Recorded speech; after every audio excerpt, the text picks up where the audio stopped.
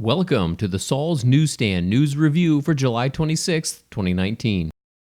Fox News reports, Bernie Sanders' campaign announces it will cut hours to pay staffers $15 minimum wage, prompting mockery. Democrat presidential candidate Bernie Sanders announced this weekend he will cut staffers' hours so they can effectively be paid $15 an hour minimum wage, prompting mockery from critics who say the move is more evidence that Sanders' plan to raise the national minimum wage is hypocritical and would only lead to less work and more unemployment. The Washington Post first reported last Thursday that Sanders' field staffers were upset that Sanders championed a $15 minimum wage on the campaign trail and made headlines for railing against major corporations who pay starvation wages, even as his own employees made poverty wages. In response, Sanders told the Des Moines Register that he was very proud to lead the first major presidential campaign with unionized workers, but was also bothered that the news of the internal strife had spilled into the media. According to a letter from campaign staffers to Sanders' campaign manager Faiz Shakir, workers were being expected to build the largest grassroots organizing program in American history while making poverty wages. Given our campaign's commitment to fighting for a living wage of at least $15 an hour, the letter continued, we believe it is only fair that the campaign would carry through this commitment to its own field team. A stinging op-ed from the New York Post states, Mueller's testimony equals end of any Trump impeachment talk.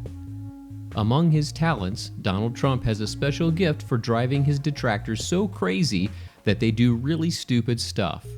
The decision by Democrats to force Robert Mueller to testify before Congress is Exhibit A. Bumbling Bob was a train wreck of epic proportions. The fallout is immediate, starting with this: impeachment is no longer an option. It had a slim chance before Wednesday's painful slog and no chance after it. Mueller was that bad, seemingly hard of hearing, often confused, and contradicted himself several times. The Dems' fantasy of having him breathe life into this report backfired.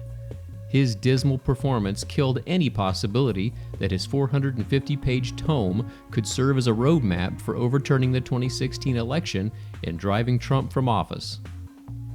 Although Mueller's general demeanor was disturbing, it was also instructive. He did not project the mental and physical vigor of someone capable of leading the complex 2-year probe into Russian meddling, possible Trump collusion, and obstruction of justice. More likely, the 74-year-old former FBI director was something of a figurehead for an investigation that was carried out by the team of zealots he assembled. We would strongly encourage you to read the full op-ed by clicking on the link in the description below. And finally, the Washington Times reports, Devin Nunes compares Russian conspiracy allegations to the Loch Ness Monster. Devin Nunes, the top Republican on the House Intelligence Committee, on Wednesday compared the Democrats' hunt for collusion between Russia and the Trump campaign to the search for the mythical Loch Ness Monster. Like the Loch Ness Monster, they insist it is there even though no one can find it, the California Republican said in opening remarks before former Special Counsel Robert Mueller's testimony. Nunes said Democrats keep moving the goalposts, promising that Mr. Mueller would find collusion. When his 22-month probe came up empty, they then insisted it would appear in his report. He said Democrats were next pinning their hopes on Mr. Mueller's testimony, but warned they would come up empty. Representative Nunes said the hearing was the, quote, last gasp of the Russian collusion conspiracy theory.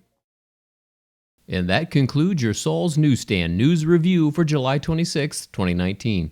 For more political news faster, visit saulsnews.com.